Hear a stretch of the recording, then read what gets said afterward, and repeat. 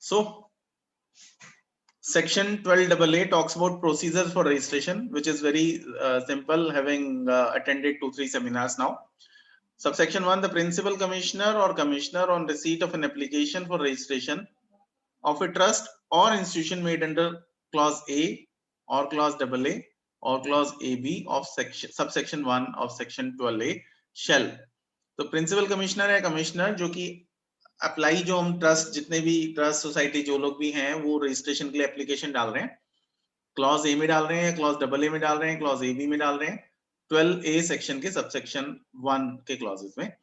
तो जब एप्लीकेशन आएगी तो उसके बाद प्रिंसिपल कमिश्नर क्या करेंगे, call for such documents or information from the trust or institution as he thinks necessary in order to satisfy himself. तो डॉक्यूमेंट से इंफॉर्मेशन ट्रस्ट से दोबारा मांगी जाएगी जैसा कि उसको लगेगा कि ये चीजें चाहिए। किस लिए चाहिए? To know about the genuineness of activities of the trust or institution, इसके लिए वो फोटोग्राफ जनरली मांगते हैं।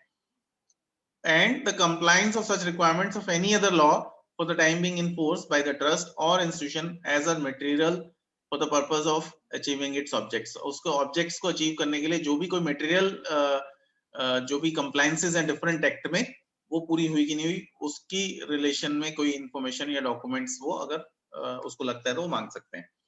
And may also make such inquiries as he may deem necessary in this behalf. और कोई भी inquiry अगर उसे जो लगता है कि वो उसमें ले सकते हैं। And clause B, after satisfying himself about the objects of the trust or institution and the genuineness of its activities as required under subclause 1 or of clause A and compliance of the requirements under subclause 2 of the said class. तो clause A जो हमने अभी पढ़ा, clause A का subclause 1 और 2 में जितनी भी compliance requirement है उसको लेने के बाद, information इकट्ठी करने के बाद, genuineness of activities को वेरीफाई करने के बाद, जब सारे उसके ऑब्जेक्ट्स और सब कुछ सेटिस्फाई हो जाएगा principal commissioner, then he 1 shall pass an order in writing registering the trust or institution. तो रजिस्टर करने के लिए ऑर्डर पास कर देगा।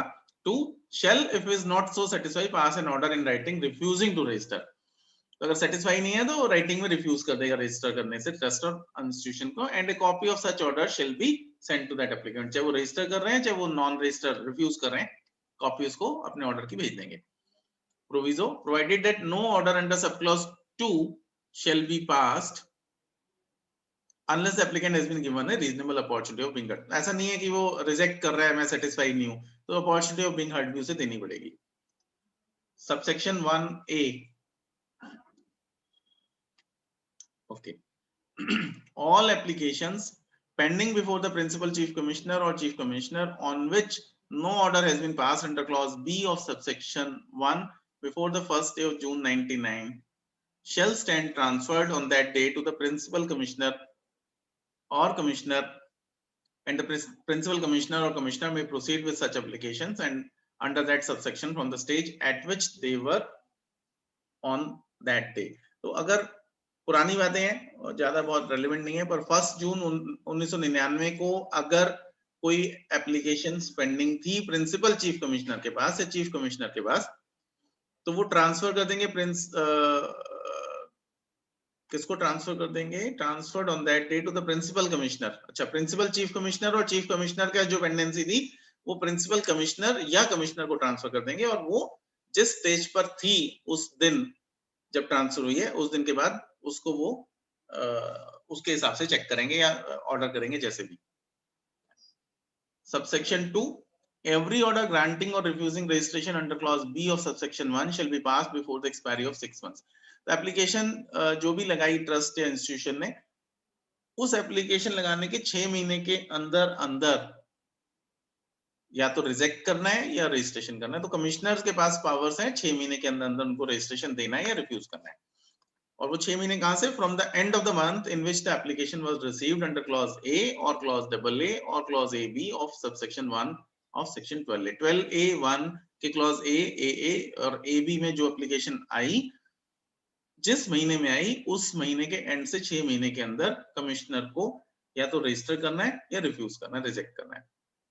Subsection 3, where a trust or an institution has been granted registration under clause B of subsection 1 or has obtained registration at any time under section 12A as it stood before its amendment by Finance Act number 2 of 1996, and subsequently the principal commissioner or commissioner is satisfied that the activities of such trust or institution are not genuine or are not being carried out in accordance with the objects of the trust or institution, as the case may be, he shall pass an order in writing cancelling the registration of such trust or institution.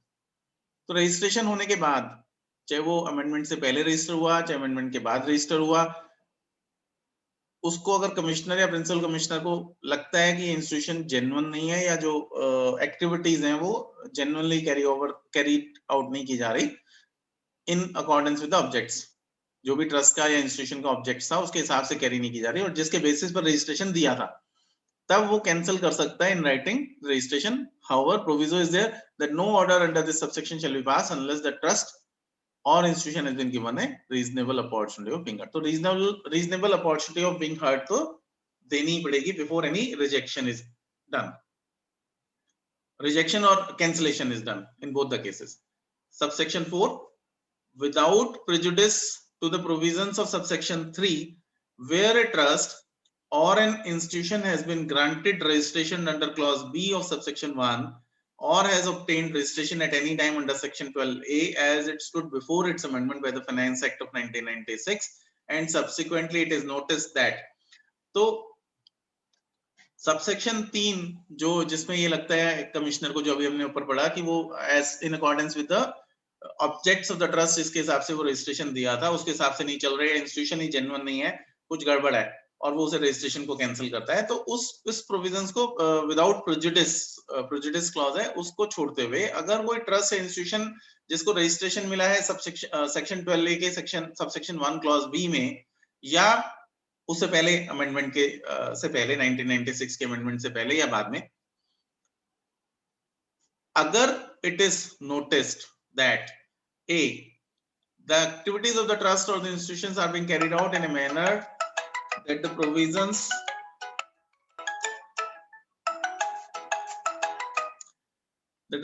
of section 11 and 12 do not apply to exclude either whole or any part of income of such trust or institution due to operation of subsection 1 of section 13.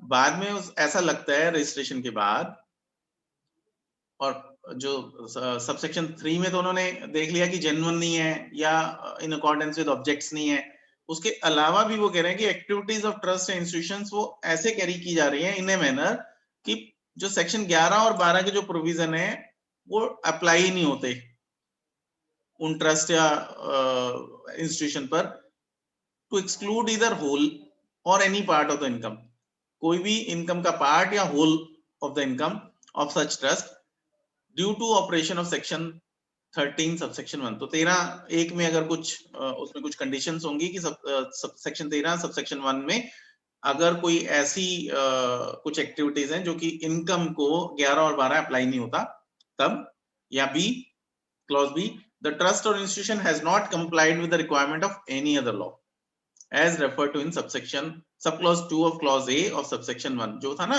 किसी भी और act में उसकी जो compliances अगर करनी थी वो चेक करेगा, तो किसी भी और लॉ में अगर उसकी रिक्वायरमेंट जो है उसकी कंप्लायंस अगर कंप्लाई नहीं की ट्रस्ट इंस्टीट्यूशन ने,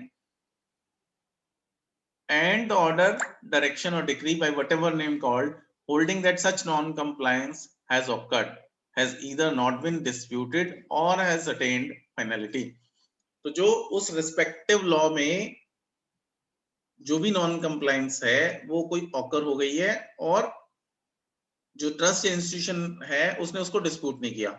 से फॉर एग्जांपल, छोटा सा example may not be related, कि पीएफ जमा नहीं किया और पीएफ अथॉरिटीज ने कोई नोटिस दे दिया और इन्होंने उसके ऊपर को डिस्प्यूट नहीं कर रहे. डिस्प्यूट नहीं कर रहे मतलब मान रहे हैं कि यहाँ कुछ गड़बड़ है पीएफ में, या वो जो एक्शन था डिपार्टमेंट का वो फाइनल हो गया. तो उस सिचुएशन में क्या होगा? Then the principal commissioner or the commissioner may by an order in writing cancel the registration of such trust or institution. तो इसका जो पहला सबसेक्शन था 3, उसमें कह रहा था कि अगर ऑब्जेक्ट क्लॉज के अलावा कुछ काम कर रहे हैं या जेन्युइन नहीं है ट्रस्ट. सबसेक्शन 4 में, सेक्शन 4 में सबसेक्शन 4 में वो कह रहा है कि अगर कोई जो इनकम है चाहे पार्टली चाहे होली ट्रस्ट की, सेक्शन 13(1) की ऑपरेशन की वजह से सेक्शन 11 और 12 से एक्टिविटीज को सेक्शन 11 और 12 से बाहर आ रही हैं, डू नॉट अप्लाई। या कोई और एक्ट, जिस एक्ट के उसको कंप्लायंस करने थे उस ट्रस्ट या इंस्टीट्यूशन ने, वो कंप्लाई नहीं किए, और अगर कुछ ऐसा नोटिस आता है वो डिस्प्यूट नहीं किया या फाइनल हो गया, तब वो कैंसिल कर सकता है। और फिर proviso provided that the registration shall not be cancelled under this subsection if the trust institution proves that there was a reasonable cause for the activities to be carried out in the said manner. तो opportunity of being heard है, और opportunity अगर मिली और उन्होंने prove कर दिया reasonable cause, तब ये वाला एक्शन जो सबसेक्शन 4 का तब नहीं लिया जाएगा। अब ये वाला जो सब प्रोविजो है वो सबसेक्शन 4 में है, सबसेक्शन 3 में नहीं है। सबसेक्शन 3 में तो सीधा सीधा है, अगर उसे लगता है कि ट्रस्ट जेन्युइन नहीं है या एक्टिविटी जो अकॉर्डेंस विद द ऑब्जेक्ट्स नहीं है, तो वो उठा के एक अपॉर्चुनिटी ऑफ बीइंग हर्ड देनी है, लेकिन रीजनेबल जो कॉज का उसमें कोई प्रोविजन नहीं है, जबकि सबसेक्शन 4 में रीजनेबल क्लॉज का, रीजनेबल कॉज ऑफ एक्शन का प्रोविजो है। Now following subsection 5, okay, subsection 5 shall be inserted after subsection 4 of section 12AA by the taxation and other laws, relaxation and amendment of certain provisions act 2020 with effect from 1/4/21। ये जो corona में ये relaxation and amendment of certain provision जो दिया था act, उसमें subsection 4 add किया। Nothing contained in this section shall apply on or after the first day of April 21। इस सेक्शन में जो कुछ भी दिया है वो 1 अप्रैल 2021 के बाद अप्लाई नहीं करेगा। ओह ग्रेट, मतलब ये सबसेक्शन जो सेक्शन 12AA है वो रिडंडेंट हो गया 1/4/21 के बाद। Nothing shall apply, right? Any question on this section? कुछ किसी को समझ ना आया हो? मेरे को तो थोड़ा क्लियर ही है। 12AA रिडंडेंट हो गया इसका मतलब। हाँ, वो इसलिए भी कि अब जो रजिस्ट्रेशन होंगे वो 12AB में होंगे, और मेरे ख्याल से हमने रोहित शायद 12AB हमने डाउनलोड नहीं किया ना शायद। हाँ 12AB सर मिला नहीं मेरे को ऑनलाइन ना, क्योंकि अभी अभी आया है तो इसलिए नहीं था गूगल पर या कहीं पर, मतलब डिपार्टमेंट की साइट पे भी नहीं है। हाँ डिपार्टमेंट की साइट पर नहीं था, वैसे तो थे पर वैसे मैंने फिर करे नहीं। मैंने लगा कि जो लॉ की लैंग्वेज है ना वही डाउनलोड करने का फायदा है। अच्छा ओके, चलो कोई बात नहीं, उसको हम कल कर लेंगे। आप उसको डाउनलोड करके भेज देना सबको। ठीक है। हाँ जी वीना जी, वीना कुछ कह रहे हो आप? वीना? सर वो वीना मैम की आवाज नहीं, मतलब वो सिस्टम से आवाज नहीं आ रही है। हाँ तो मैं देख रहा हूँ सर, आप करो। हेलो, मेरी हाँ जी, तुम्हें मेरी आवाज आ रही है? हाँ हमें आपकी आवाज आ रही है यहाँ पे, लेकिन मेरे को नहीं सुनाई दे रहा कुछ भी। आप ट्रबल शूट करो। ट्रबल शूटर पे जाना पड़ेगा। हाँ इसमें आ तो रहा था, आप कहाँ गया ट्रबल शूटर? आप इतने करो, मैं इतने सेक्शन 13 को शेयर करता हूँ, है ना? ठीक है, ट्रबल शूटर। हाँ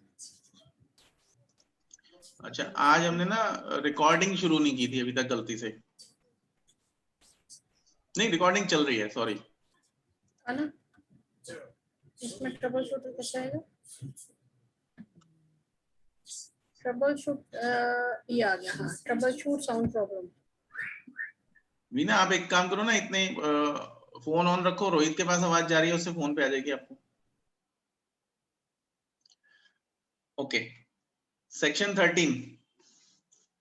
सेक्शन 13 जो स्टार्ट है, वो सेक्शन 13 के स्टार्ट में वो लिख रहा है section 11 not to apply in certain cases. मतलब सेक्शन 13 जो है उसमें कुछ कंडीशंस ऐसी हैं, कुछ चीजें ऐसी हैं जिसमें सेक्शन 11 अप्लाई नहीं करेगा।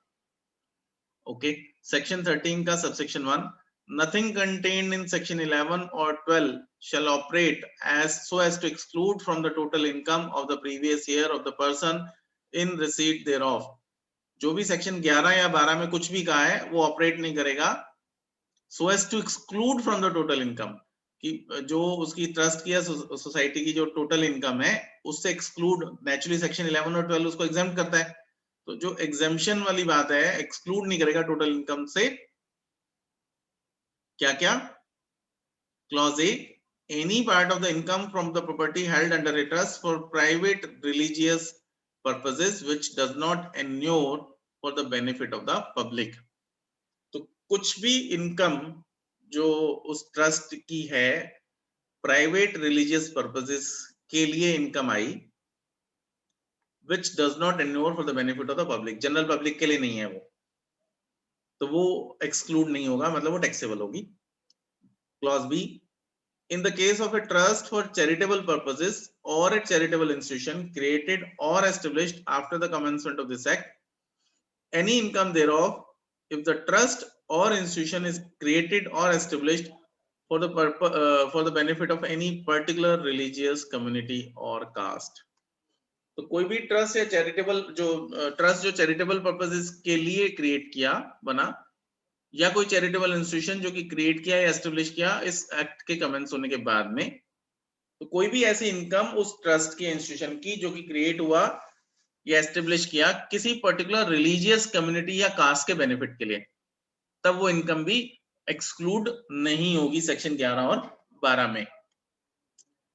बी हटा दिया होगा. सी, in the case of a trust for charitable or religious purposes or a charitable or religious institution, any income thereof, जो ट्रस्ट चैरिटेबल या रिलीजियस पर्पस के लिए या चैरिटेबल या रिलीजियस इंस्टीट्यूशन, उसकी कोई भी इनकम, कौन कौन सी, if such trust or institution has been created or established after the commencement of this act and under the terms of the trust or the rules governing the institution, any part of such income inures, or if any part of such income or any property of the trust or institution whenever created or established is during the previous year used or applied directly or indirectly for the benefit of any person referred to in subsection 3.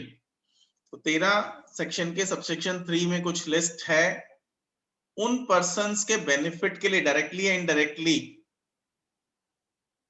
के लिए अगर कोई income एन्योर की गई है,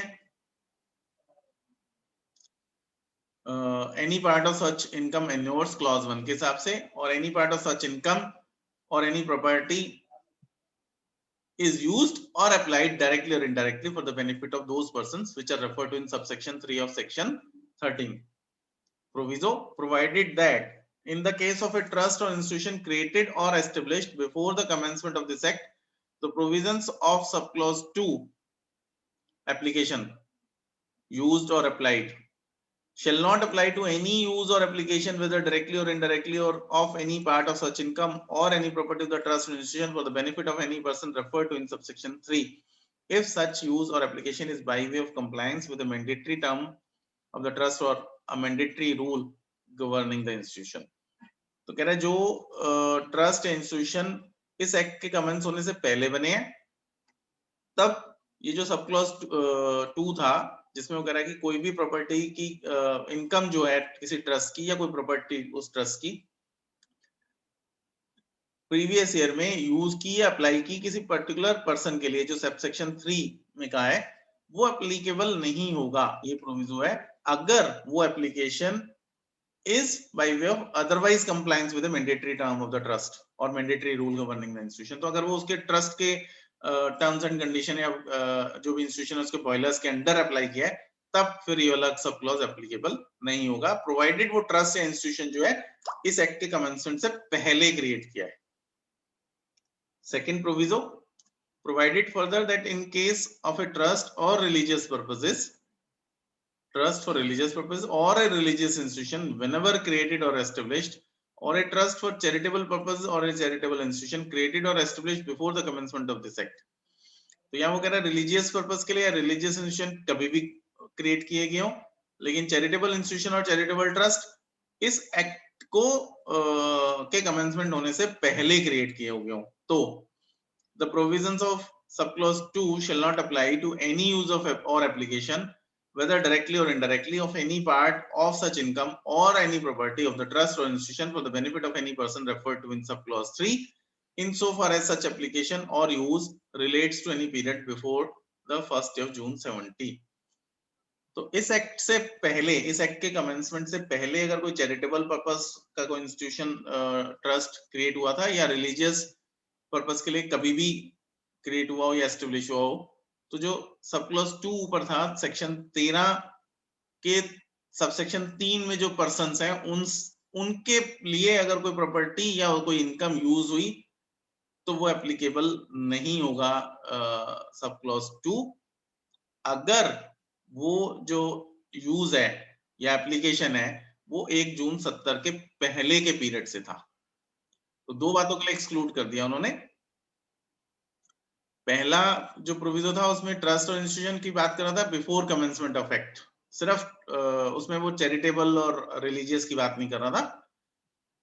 तब वो ये कह रहा था कि अगर वो जो ट्रस्ट का जो गीता है, ट्रस्ट की जो ट्रस्ट डीड है, उसकी कोई कंप्लाइंस उस मैंडेटरी टर्म्स की कंप्लाइंस की वजह से अगर कोई अप्लाई किया है या यूज किया है, या कोई जो इंस्टीट्यूशन है उसकी गवर्निंग रूल जो है उसके मैंडेटरी रूल्स के हिसाब से अगर वो यूज किया था, तो सब क्लॉज 2 में उन पर्सन्स के लिए जो 13(3) में पर्सन डिफाइन किए हैं के लिए अगर यूज किया है तब वो अप्लाई नहीं होगा सब क्लॉज 2। या रिलीजियस पर्पस के लिए कभी भी हुआ हो और चैरिटेबल पर्पस के लिए जो इस एक्ट से पहले है, तब अगर 1 जून 70 से पहले के पीरियड से रिलेटेड कोई यूज एप्लीकेशन है जो कि सब सेक्शन 3 के हिसाब से उन पर्सन्स के ऊपर हुई है, तब भी वो प्रोविजो अप्लाई नहीं करेगा। D, in the case of a trust or charitable or religious purposes or a charitable or religious institution, any income thereof if for any period during the previous year, तो कोई भी trust चाहे वो charitable है या religious purpose के लिए या चैरिटेबल या रिलीजियस इंस्टीट्यूशन, उसकी कोई भी income for any period during the previous year, if for any period any income, अच्छा एनी इनकम कहां से है, thereof from any funds of the trust or institutions are invested or deposited after the 28th Feb 83, otherwise than in any one or more of the forms or modes specified in subsection 5 of section 11। जो पिछली webinar में जो सुनील जी कह रहे थे कि 11(5) में एक बड़ी लंबी सी लिस्ट है जिसमें एफडीआर भी है, शेयर्स नहीं है, शायद ऐसा कुछ कह रहे थे। तो 28 फरवरी 83 के बाद जो भी इनकम है किसी भी ट्रस्ट की, चाहे वो चैरिटेबल या रिलीजियस कुछ भी पर्पस के लिए था, तो 11(5) में जो लिस्ट दी हुई है उसी के अंदर उसी मोड में, उनमें से किसी एक मोड में या ज्यादा मोड में ही जमा कर सकते हैं, इन्वेस्ट कर सकते हैं, और किसी मोड में जमा नहीं कर सकते। और दूसरा क्या ऑप्शन है, any funds of the trust or institution invested or deposited before 1 मार्च 83, मतलब 28 फरवरी के बाद तो 11(5) से करना है, और अगर उससे पहले के थे और 11(5) के अलावा थे, otherwise than in any one or more form of the forms or mode specified in subsection 5 of section 11 continue to remain so invested or deposited after 30 November 83। तो 30 नवंबर तक अगर पुराने कोई सी डिफरेंट फॉर्म्स में या डिफरेंट मोड्स में जो 11(5) में कवर नहीं होते अगर थे, तो 30 नवंबर तक तो वो जा सकते थे, 83 में कंटिन्यू कर सकते थे, उसके बाद फिर नेचुरली 11(5) में करना है। और any shares in a company other than shares in a public sector company. B, shares prescribed as a form or mode of investment under clause XII of subsection 5 of section 11। तो वो invest कर सकता है any income of the trust in the shares of A company, लेकिन वो public sector company नहीं होनी चाहिए, उसके शेयर्स नहीं होने चाहिए। और शेयर्स कौन से नहीं होने चाहिए, 11(5) के जो क्लॉज 12 में जो प्रिस्क्राइब है उसके अलावा होने चाहिए। तो शेयर्स में इन्वेस्ट किए जा सकते हैं लेकिन पब्लिक सेक्टर कंपनी के शेयर्स में नहीं हो सकते, और जो 11(5) के सब क्लॉज 12 में लिस्ट दी है उन शेयर्स के अलावा होने चाहिए। वो are held by the trust or institution after the 30th date of November 83। क्या कुछ गड़बड़ किया है क्या मैंने? दोबारा पढ़ रहा हूँ clause D. In the case of a trust for charitable or religious purpose or a charitable or religious institution, any income thereof, if for any period during the previous year, if for any period during the previous year.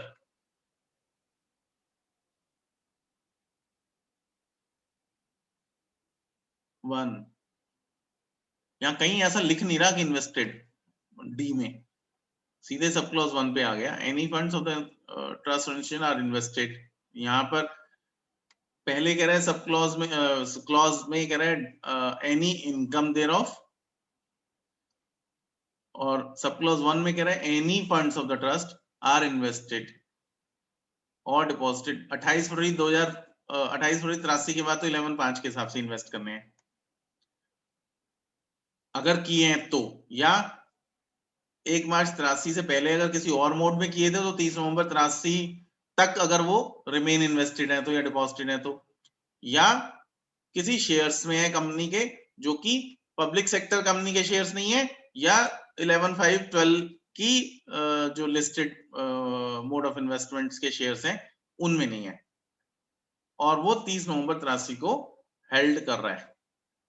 Provided that nothing in this clause shall apply in relation to any asset held by the trust। Meaning नहीं समझ आया बीना, क्या कहना चाहता है, क्या convey करना चाहता है? हालांकि हमारे लिए रिडंडेंट है, 28 फरवरी 83 बहुत पुराना हो गया, आज की डेट में हम ये सब चीजें कुछ देखने की जरूरत नहीं है। स्टिल मुझे ये समझ नहीं आया वो क्या कहना चाहता है। मेरे को जो समझ आया वो ये कहता है 28 फरवरी 83 तक तो वो किसी भी मोड में कर सकता था, लेकिन अगर उसके बाद वो नवंबर तक उसे विड्रॉ करके 11/5 में ले जाना था, चाहे वो शेयर्स में था, चाहे वो जो भी मोड में था, उसको 30 नवंबर 83 के बाद 11/5 के मोड में ले जाना था। यही मुझे समझ आया अभी तक। I'm also not able to understand. और किसी को कुछ समझ आया हो? नेहल आप कुछ कहना चाह रहे हैं? नहीं सर, थोड़ा कंफ्यूजिंग है ये। ओके, आगे बढ़ते हैं, देखते हैं आगे कुछ समझ आएगा क्या। Proviso provided that nothing in this clause shall apply in relation to any assets held by the trust or institution where such assets form part of the corpus of the trust or institution as on 1st June 73। तो कोई भी ऐसी asset जो कि corpus fund का part है और 1 जून 73 के कॉर्पस फंड का पार्ट था, तो उस एसेट को टच नहीं करेंगे ये 83 में भी। और any accretion to the shares forming part of the corpus mentioned in clause 1 by way of bonus shares allotted to the trust institution। जो 1 जून ऑफ 73 में कोई शेयर्स अगर थे जो कि कॉर्पस फंड का पार्ट था और उसकी कोई बोनस आ गया, राइट आ गया, बोनस की बात कर रहा है, एनी एक्रीशन है तो राइट भी हो सकता है, तो भी वो प्रोविजो है, फिर अप्लाई नहीं करेगा ये ऊपर वाला क्लॉज।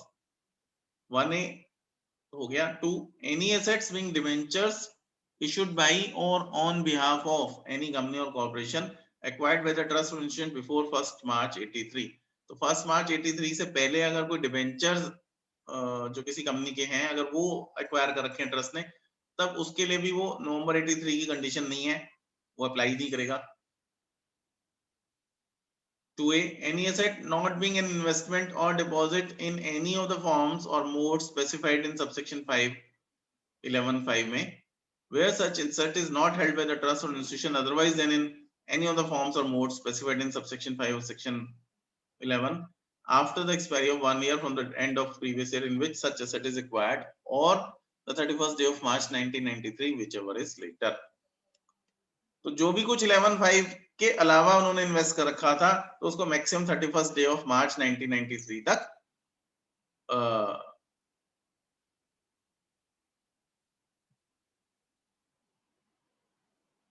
क्या करना था?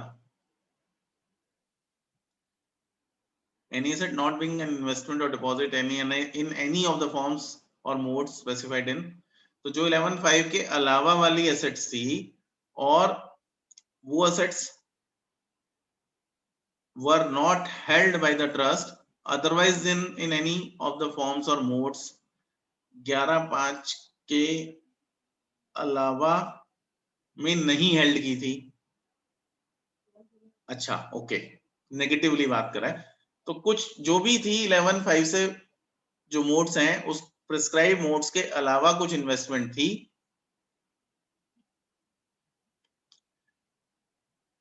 वो अब 11/5 में जो स्पेसिफाइड है उसके अलावा नहीं है।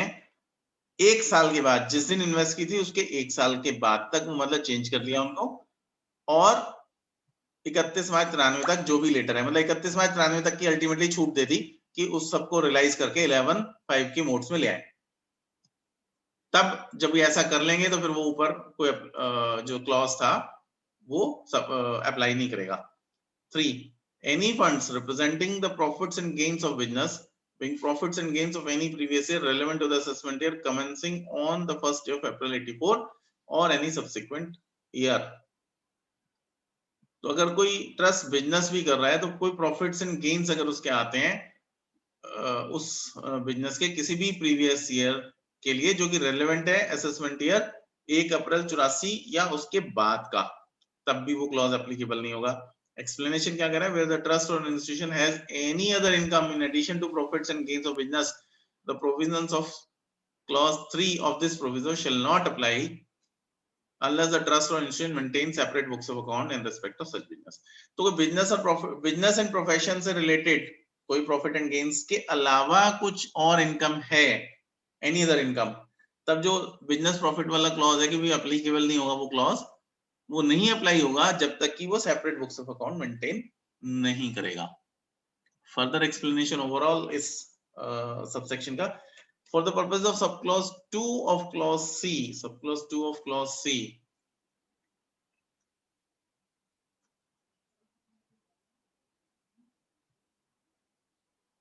अच्छा वो जो used or applied for the benefit of section 3, subsection 3 किसी पर्सन के लिए, उस 13(3) के जो बंदे हैं उनके लिए वो कह रहा है for the purpose of subclause 2 in determining whether any part of the income or any property of any trust or institution is during the previous year used or applied directly or indirectly for the benefit of any person referred to in subsection 3 insofar as such use or application relates to any period before 1st July 72, no regard shall be had to the amendments made to this section by section 7 other than subclause 2 of clause A thereof of the Finance Act 72. तो finance act 72 में section 7 का सब clause 2 of clause ए को छोड़ते हुए वो सारे amendments जो हैं बाद में, जो 1 जुलाई 72 के बाद हैं से पहले हैं, वो नहीं अप्लाई होंगे। किस पर्पस के लिए? क्या कोई ऐसा पैसा या इनकम एसेट को यूज की सेक्शन 13(3) के अंदर लिस्टेड पर्संस के बेनिफिट के लिए डायरेक्टली या indirectly. Subsection 2, without prejudice to the generality of the provisions of clause C and clause D of subsection 1, वही है कौन कौन से 11(5) वाले हैं मेनली सेक्शन, या 13(3) के पर्संस के लिए अप्लाई कर दी डायरेक्टली या इनडायरेक्टली। उन दोनों सिचुएशन में the income of the property, income or the property of the trust or institution or any part of such income or property shall for the purpose of that clause be deemed to have been used or applied for the benefit of a person referred to in subsection 3। अच्छा, तो generally जो provision है clause C या clause D में subsection 1 के, कोई भी income या कोई भी प्रॉपर्टी ट्रस्ट की, इंस्टीट्यूशन की, या कोई ऐसा उसके पार्ट ऑफ इनकम और प्रॉपर्टी, इस क्लॉज उस क्लॉज के लिए वो यूज किया या अप्लाई किया माना जाएगा सेक्शन 13(3) के पर्सन से। क्यों माना जाएगा? if any part of the income or property of the trust or institution is or continues to be lent to any person referred to in subsection 3 for any period during the previous year without either adequate security or adequate interest or both। तो कहता है जी अगर कोई भी property या कोई भी income trust की जो है वो कंटिन्यूअसली उसे लेंड की गई है, जो कौन किसको, जो सबसेक्शन 3 में लिस्टेड पर्सन है उनको, किसी भी पीरियड के लिए प्रीवियस ईयर में, जो कि बिना एडुकेट सिक्योरिटी या बिना एडुकेट इंटरेस्ट या बिना एडुकेट सिक्योरिटी और इंटरेस्ट के चल रही है उसके पास बी, तो वो मान ली जाएगी कि ये उसके लिए आपने डायरेक्टली और इनडायरेक्टली उसके बेनिफिट के लिए यूज किया। If any land, building or other property of the trust or the institution is or continues to be made available for the use of any person referred to in subsection 3 or for any period during the previous year without charging adequate rent or other compensation, तो अगर कोई property किराए पे, मतलब property किसी section 13(3) के बंदे को दी हुई है बिना एडिक्वेट रेंट चार्ज किए हुए या अदर कंपनसेशन चार्ज किए हुए, तब भी वो डायरेक्टली और इनडायरेक्टली यूज मानी जाएगी या एप्लीकेशन मानी जाएगी। सी, If any amount is paid by way of salary, allowance or otherwise during the previous year to any person referred to in subsection 3 out of the resources of the trust or institution for services rendered by that person to such trust or institution, and the amount paid is in excess of what may be reasonably paid for such service. तो अगर कोई section 13(3) में कोई person की जो list है उसमें अगर कोई सर्विसेज दे रहा है ट्रस्ट को या इंस्टीट्यूशन को और उसको ट्रस्ट या इंस्टीट्यूशन सैलरी दे रहा है लेकिन वो एक्सेसिव है, तो वो एक्सेसिव जो है इन एक्सेस जो भी है रीजनेबल से ऊपर जो है वो डायरेक्टली और इनडायरेक्टली यूज मानी जाएगी। डी। अच्छा, सेक्शन 3 की बात कर रहे हैं हम, ये subsection 3। Okay.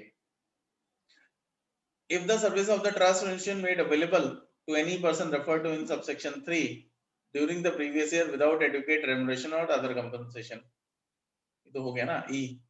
If any share, security or other properties purchased by or on behalf of the trust or institution from any person referred to in subsection 3 during the previous year for consideration which is more than adequate, तो अगर किसी ऐसे व्यक्ति से कोई property खरीदी और वो रीजनेबल प्राइस से ज्यादा प्राइस पे खरीद ली तब भी वो यूज मानी जाएगी। If any share, security or other property is sold by or on behalf of the trust to any person referred to in subsection 3 during the previous year for consideration which is less than adequate, तो अगर cell कर रहे हैं तो educate जो उसका consideration उससे कम पे सेल कर रहे हैं तो भी।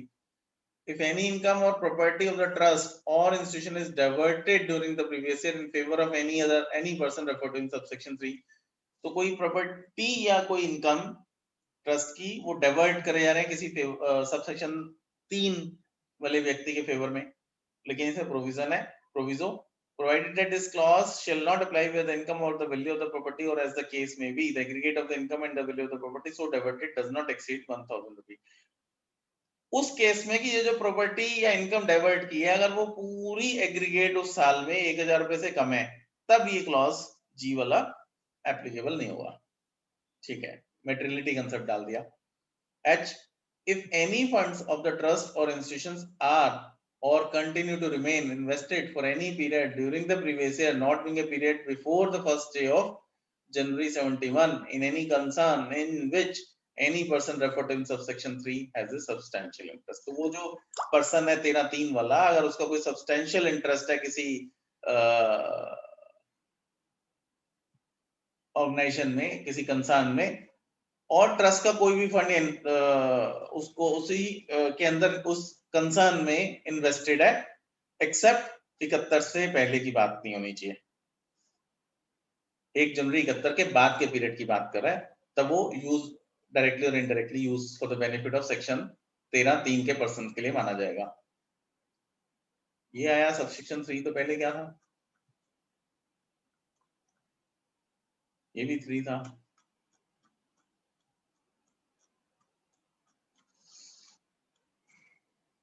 तेरा 1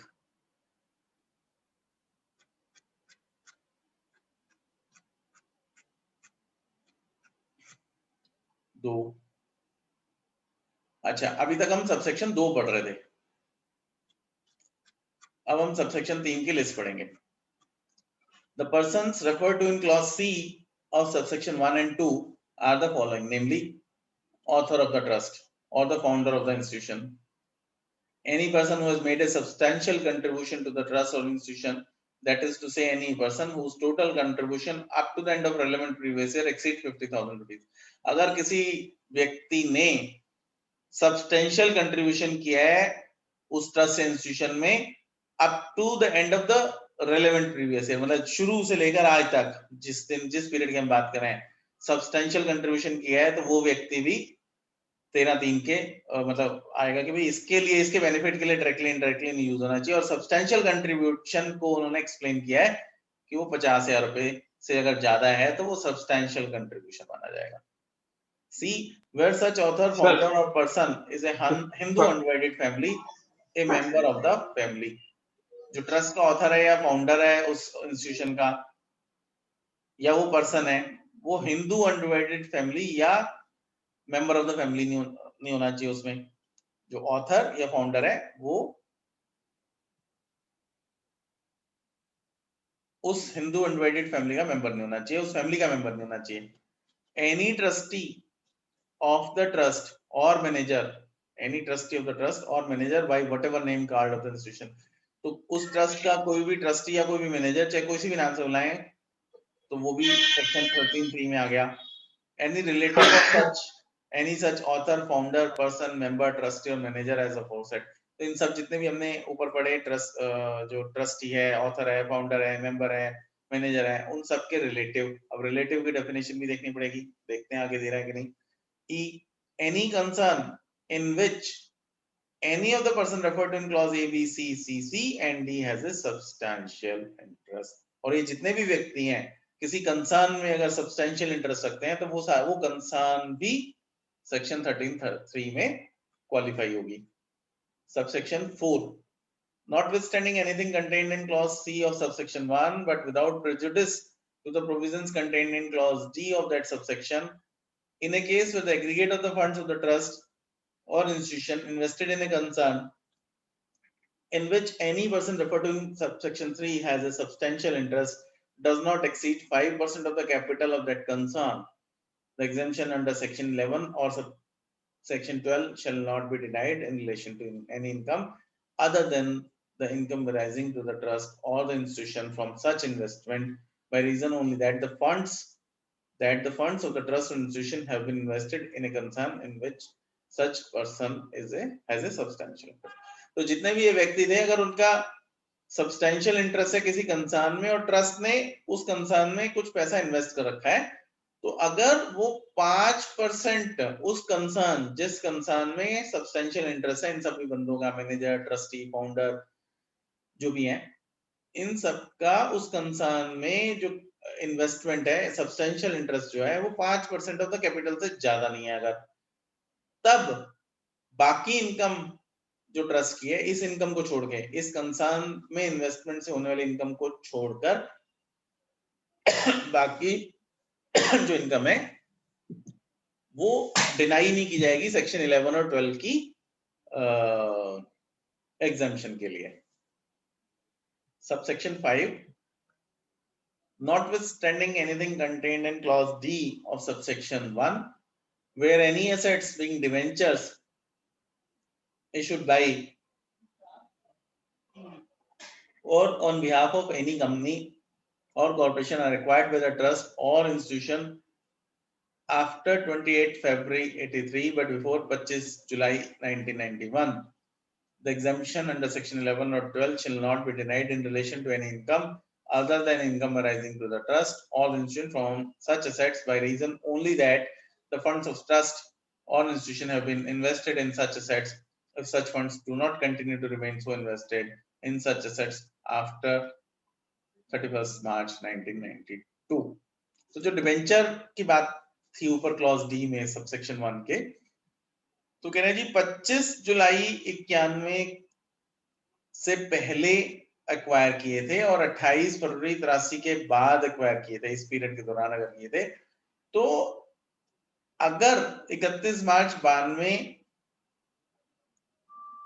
के बाद वो कंटिन्यू नहीं कर रही है एसेट्स डिबेंचर्स, तब सिर्फ इस वजह की उस कंसर्न में डिबेंचर इन्वेस्ट किए हुए हैं तो उसकी एग्जेम्पशन जो है सेक्शन 11 और 12 की डिनाई नहीं की जाएगी in relation to any income other than that income of trust from such asset. मतलब डिबेंचर से होने वाली इनकम के अलावा जो इनकम है उस इनकम के लिए एग्जेम्पशन सेक्शन 11 और 12 में नहीं डिनाई की जाएगी।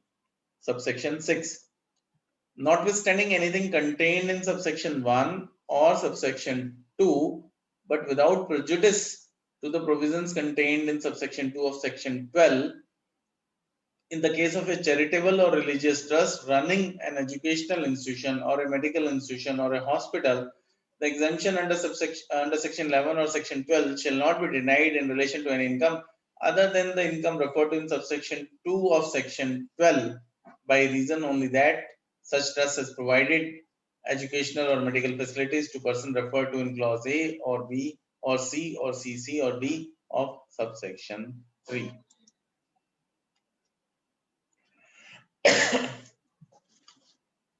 तो ये कह रहे हैं जी जो सबसेक्शन 1 और सबसेक्शन 2 लेकिन सेक्शन 12 के सबसेक्शन 2 के प्रोविजंस को प्रेजुडिस ना करते हुए, अगर कोई चैरिटेबल और रिलीजियस ट्रस्ट अगर एजुकेशनल इंस्टीट्यूशन चला रहा है या मेडिकल इंस्टीट्यूशन चला रहा है, हॉस्पिटल चला रहा है, तो सेक्शन 11 और 12 में एग्जेम्पशन डिनाई नहीं की जाएगी उस इनकम की जो कि ऐसी इनकम है जो सेक्शन 12 के सबसेक्शन 2 से डिराइव हो रही है, सिर्फ इसलिए कि जी वो एजुकेशनल या मेडिकल फैसिलिटीज रन कर रहा है वो ट्रस्ट, और किसको दे रहा है? उन पर्संस को जो सबसेक्शन 3 के क्लॉज ए बी सी सी सी और डी में फॉल करते हैं। अब ये सबसेक्शन 3 जो है 13 का सबसेक्शन की बात कर रहा है या 12 की बात कर रहा था वीना?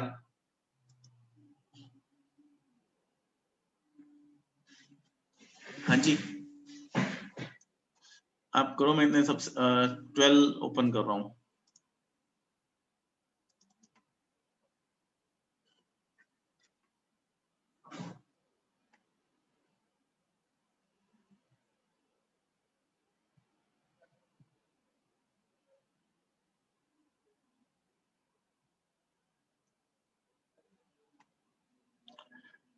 उसका सबसेक्शन 3 तो वो गुजरात के अर्थक्वेक वाली बात कर रहा था,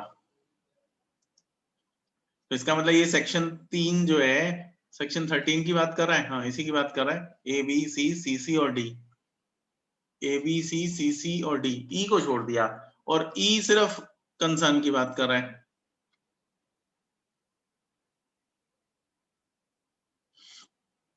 ओके, तो अगर कोई ट्रस्ट या इंस्टीट्यूशन अगर कोई मेडिकल या एजुकेशनल इंस्टीट्यूशन चला रहा है, तो और जो ये रिलेटेड पर्सन आए हैं, मैनेजर, ट्रस्टी, फाउंडर, जितने भी हैं, उन सबको भी अगर एजुकेशनल या मेडिकल फैसिलिटी प्रोवाइड कर रहा है, तो सिर्फ इस बेसिस पर इस के अलावा से जितनी इनकम हो रही है उसको एग्जेम्पशन डिनाई नहीं करेंगे सेक्शन 11-12 की। ऐसा कुछ मुझे समझ आया सब सेक्शन 6 से।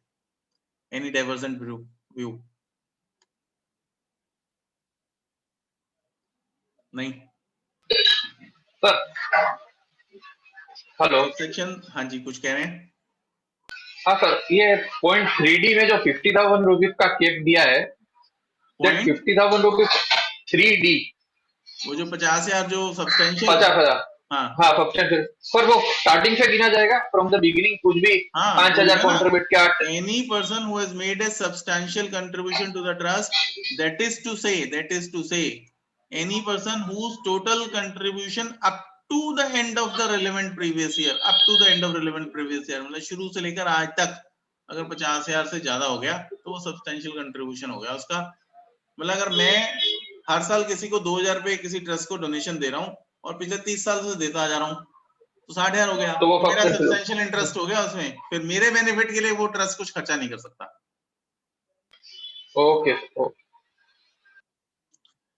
Subsection 7, nothing contained in section 11 or 12 shall operate so as to exclude from the total income of the previous year of the person and receipt thereof any anonymous donation referred to in section 115 BBC on which tax is payable in accordance with the provisions of that section.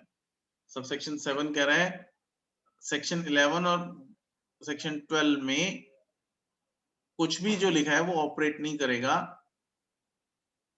so as to exclude from the total income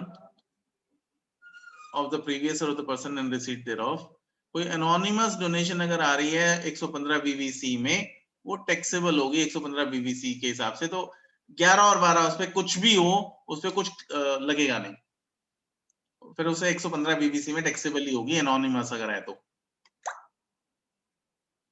पर वो religious में तो taxable नहीं होती है, नहीं religious में भी टैक्सेबल होती है एनोनिमस, उसकी तो एनोनिमस ही ज्यादा होती है।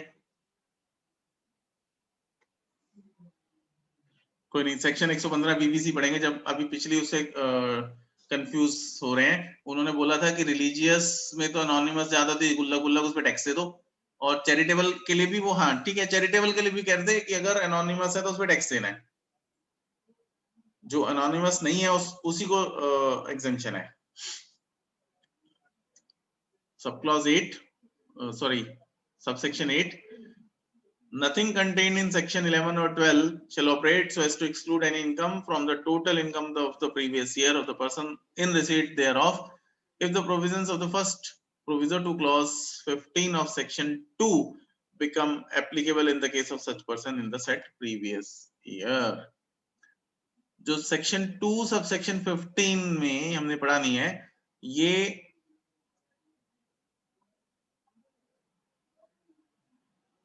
दो 14 और 2.15 इन दोनों में से कोई एक चैरिटेबल क्लॉज के लिए, एक नॉन चैरिटेबल के लिए, अदर इनकम के लिए। तो अभी ये कह रहा है कि जो दो सेक्शन 2 सेक्शन 15 का जो फर्स्ट प्रोविजो है वो एक्सक्लूड नहीं करेगा उस इनकम को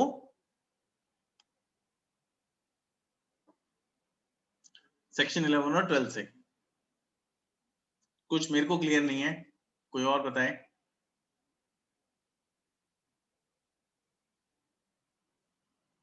ओके, चलते हैं आगे देखेंगे। सिंगल फर्स्ट रीडिंग में जरूरी नहीं है सब कुछ समझ आ जाए। 9. Nothing contained in subsection 2 of section 11 shall operate so as to exclude any income from the total income the previous year of a person in receipt thereof. 11.2 में जो भी कुछ लिखा है वो ऑपरेट नहीं करेगा जिसकी वजह से कोई भी इनकम एक्सक्लूड हो जाए टोटल इनकम से, अगर the statement refer to in clause A of the set subsection 11.2 का क्लॉज ए में अगर जो स्टेटमेंट रेफर की गई है in respect of such income is not furnished on or before the due date specified under subsection 1 of section 139 for furnishing the return of income of the previous year.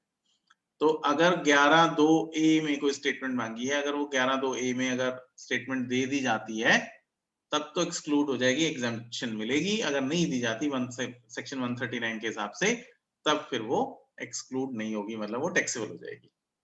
और दूसरा sub clause इसका, the return of income for the previous year is not furnished by such person on or before the due date specified under subsection 1 of section 139 for furnishing the return of income for the said previous year. अगर delay return करता है 139(1) के अंदर return file करनी है तभी exemption मिलेगी, नहीं तो नहीं मिलेगी 11 और 12 में। नहीं, ये सिर्फ सेक्शन 11 की बात कर रहा था, 12 तो वैसे भी रजिस्ट्रेशन का था, एग्जेम्पशन तो सेक्शन 11 की है। Explanation 1. For the purpose of section 11, 12, 12a, 12AA, 12ab and this section मतलब 13, trust includes any other legal obligation, and for the purpose of this section relative in relation to an individual means spouse, brother or sister of the individual, brother or sister of the spouse of the individual, any lineal ascendant, lineal ascendant or descendant of the individual, any lineal ascendant or descendant of the spouse of the individual, spouse of a person referred to in subclause 2, 3, 4, 5. अच्छा, इन सबका spouse भी। Any lineal descendant of a brother or sister of either the individual or the spouse of the individual. तो brother और sister का भी lineal descendant। अच्छा, भाई और सिस्टर के बच्चे वो भी, और उनके spouse. Explanation 2. A trust or institution created or established for the benefit of scheduled caste, backward classes, scheduled tribes or women and children shall not be deemed to be trust or institution created or established for the benefit of a religious community or caste within the meaning of clause B of subsection 1. जो subsection 1 के clause B में ऊपर था ना कि किसी special religious community or cast के लिए अगर क्रिएट किया है तो फिर ये उसको बेनिफिट नहीं मिलेगा। तो कह रहे हैं अगर SC ST के लिए, बैकवर्ड क्लास के लिए, वुमेन या चिल्ड्रन के लिए अगर कुछ बनाया है तो वो उसको स्पेशल, तो ये उसको religious community or caste within the meaning उसमें स्पेशल नहीं माना जाएगा कि एक ही पर्टिकुलर कास्ट और कम्युनिटी के लिए। Explanation 3. For the purpose of this section, a person shall be deemed to have a substantial interest in a concern, वो 50,000 वाली बात हो गई sir. In a case where the concern is a company, if its share not being shared, entitled to a fixed rate of dividend, whether with or without a further right to participate in profits, carrying not less than 20% of the voting power, are at any time during the previous year owned beneficially by such person or partly by such person and partly by one or more of other person referred to in subsection 3. तो अगर वो company है तो 20% से ज्यादा अगर उसके पास holding है शेयर्स की, वोटिंग राइट्स की, शेयर्स नहीं वोटिंग राइट्स, तो वो सब्सटेंशियल इंटरेस्ट माना जाएगा. और in any other case if such person is entitled or such person and or one or more of the other person referred to in subsection 3 are entitled in the aggregate at any time during the previous year is to not less than 20% of the profit of such person. अगर जितने subsection 3 में जो persons थे उनमें से किसी एक को या सबको मिला के अगर 20% से ज्यादा एग्रीगेट में बेनिफिट्स एंटाइटलमेंट बनते हैं उसके प्रॉफिट में से, तब भी वो सब्सटेंशियल इंटरेस्ट माना जाएगा. लो जी 13 भी हो गया. अभी तक में कुछ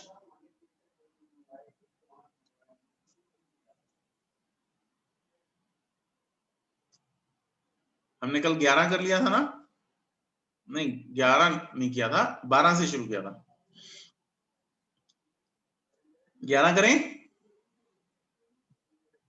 कोई और पढ़ेगा?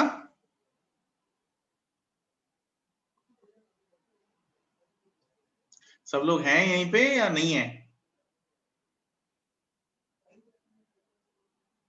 अच्छा ठीक है, मैं ही पढ़ता हूं.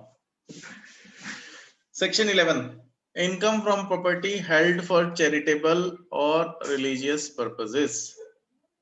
Income from property held for religious or charitable purposes means section 11 subsection 1 subject to the provisions of section 62 63 64 clubbing वाला होता है ना. 62 63 के कौन से होते हैं याद है किसी को? सेक्शन 60 63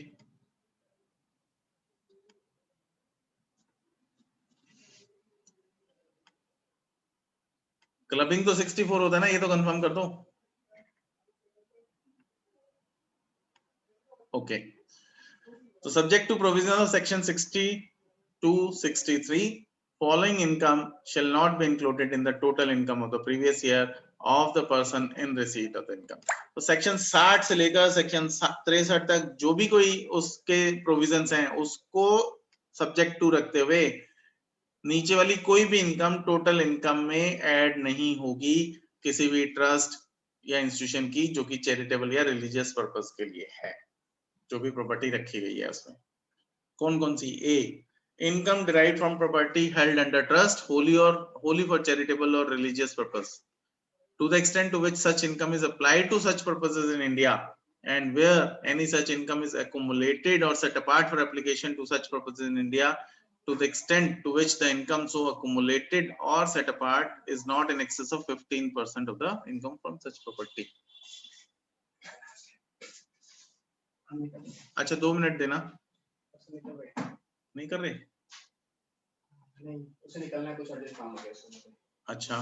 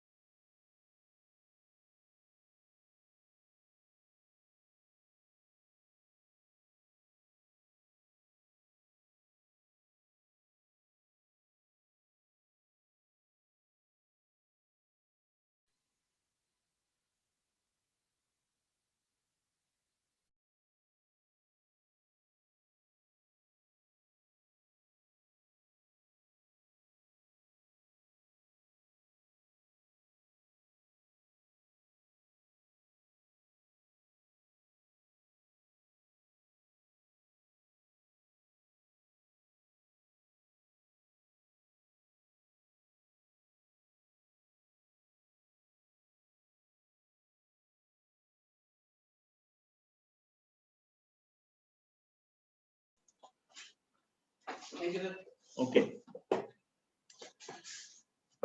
हाँ जी. वो 15% वाली बात यहाँ पे आ गई कि कोई भी इनकम जो किसी भी प्रॉपर्टी जो ट्रस्ट के पास है जो कि चैरिटेबल और रिलीजियस पर्पसेस के लिए है होली, ये तो हमारे ये मिले, और वो जो इनकम है अप्लाई की होनी चाहिए prescribed purposes, charitable or religious purposes के लिए इंडिया में, इंडिया से बाहर की बात नहीं कर रहा ये। तो जिस भी ऑब्जेक्टिव की वजह से, जो भी ऑब्जेक्ट्स के लिए वो चैरिटेबल या रिलीजियस पर्पस फॉर्म किया, क्रिएट किया गया, उन्हीं पर्पस के लिए वो इनकम अप्लाई होनी चाहिए इन इंडिया। तो अब्रोड में अगर खर्च हो रही है तो नहीं। और अगर वो इनकम एक्युमुलेट की जा रही है, जो 11/5 की बात कर रहे थे कि हम खर्च नहीं कर पाए, 85% खर्च करनी थी, अप्लाई करनी थी, लेकिन हमने 70 की 15% एक्युमुलेट करने के लिए फॉर्म 9 या फॉर्म 10, फॉर्म 9A शायद बता रहे थे वो भरने के लिए, कि अगर वो 9A फॉर्म भर हैं 9A ओके। तो अगर एक्युमुलेट की और set apart for the application to such purposes in India, accumulate कर दी और अपार्ट कर दी, भाई हम बाद में करेंगे, इन्हीं पर्पस के लिए खर्च करेंगे इंडिया में। To the extent to which the income so accumulated, तो जितना एक्युमुलेट किया उस एक्सटेंट तक, या set apart is not in excess of 15%, 15% से ज्यादा नहीं होना चाहिए of the income from such property. कोई 85% खर्च करने वाली बात यहाँ से वो इस क्लॉज से आ रही है। B, income derived from property held under trust in part only for such purposes.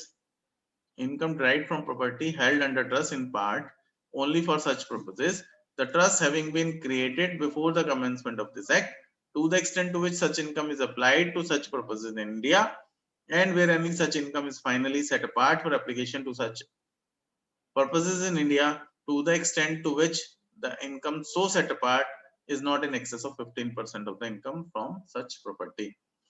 ये वो कह रहा है कि अगर कोई कमेंसमेंट से पहले वो कोई ट्रस्ट क्रिएट किया था तब भी 15% की बात कर रहा है, सेटअप असाइड की बात कर रहा है, तो अल्टीमेटली वो 85% पे आ रहा है।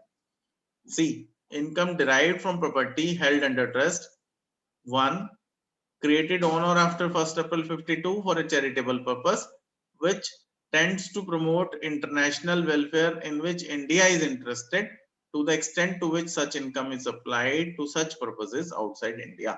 कोई अगर कोई ट्रस्ट 1952 के बाद, 1 अप्रैल 1952 के बाद क्रिएट हुआ था चैरिटेबल पर्पसेस के लिए, और वो प्रमोट करता है इंटरनेशनल वेलफेयर की चीजों को जिसमें कि इंडिया इंटरेस्टेड है, तो उस केस में अगर वो इंडिया से बाहर भी वो कुछ खर्चा हुआ है, अप्लाई हुआ है, तो जिसमें इंडिया इंटरेस्टेड है उस एक्सटेंट तक वो मतलब एग्जेम्पशन में आएगा, वो टोटल इनकम का पार्ट नहीं बनेगा। सब clause 2, for charitable or religious purposes created, पहले वाला था सिर्फ चैरिटेबल पर्पसेस के लिए था 1 अप्रैल 52 का के बाद का, अब चैरिटेबल या religious purposes created before 1 April 52, to the extent to which such income is applied to such purposes outside India. तो 1 अप्रैल 52 से पहले आउटसाइड इंडिया के भी खर्चे जो एप्लीकेशन थी वो मानी जाती थी, वो पार्ट ऑफ इनकम नहीं मानी जाती थी। इसका मतलब provided that the board by general or special order has directed in either case that it shall not be included in the total income of the person in receipt of such income. और ये proviso है कि कोई board CBDT general order या special order देकर direction भी दे सकता है कि भी इन दोनों में से किसी भी केस में टोटल इनकम में ऐड नहीं होगी इनकम।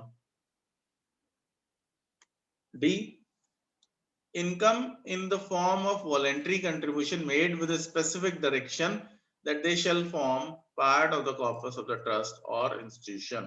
तो वो जो 85% वाला तो है वॉलंटरी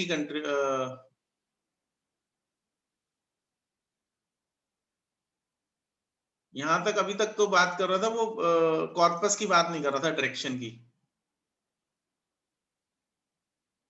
ठीक है, उसी के लिए 85% की बात कर रहा था। जहां वो डायरेक्शन आ गई कि वो कॉर्पस का फॉर्म, कॉर्पस के लिए डोनेशन आ रही है, specific direction that they shall form part of the corpus, तब वो 100% ही एग्जेम्प्ट हो गई, वो टोटल इनकम का पार्ट नहीं होगी और उसमें 85% की एप्लीकेशन की रिक्वायरमेंट खत्म होगी। वो इस क्लॉज डी से आई, 11D से आई है। अब explanation 1, for the purposes of clause A and B, A and B वही 15% और 85% वाली बातें। In computing the 15% of income which may be accumulated or set apart, any such voluntary contribution as are referred to in section 12 shall be deemed to be part of the income.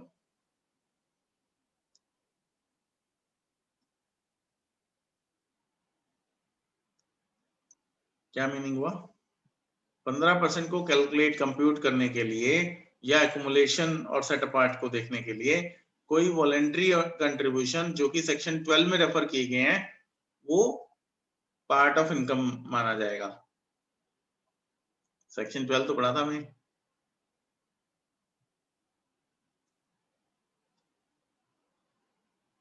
Section 12 आ गया, एक बार share नहीं करा मैंने। Voluntary contribution की बात कर रहा था। Any voluntary contribution received by a trust created Holi और for charitable or religious purpose और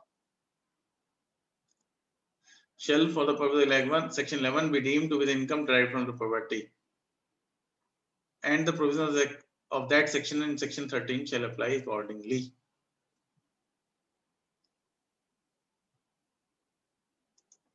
चलो थोड़ा सा भी कुछ क्लैरिफिकेशन की जरूरत है, दोबारा जब रीडिंग लगाएंगे तब समझ आएगा। किसी को कुछ समझ आया हो तो बता दो।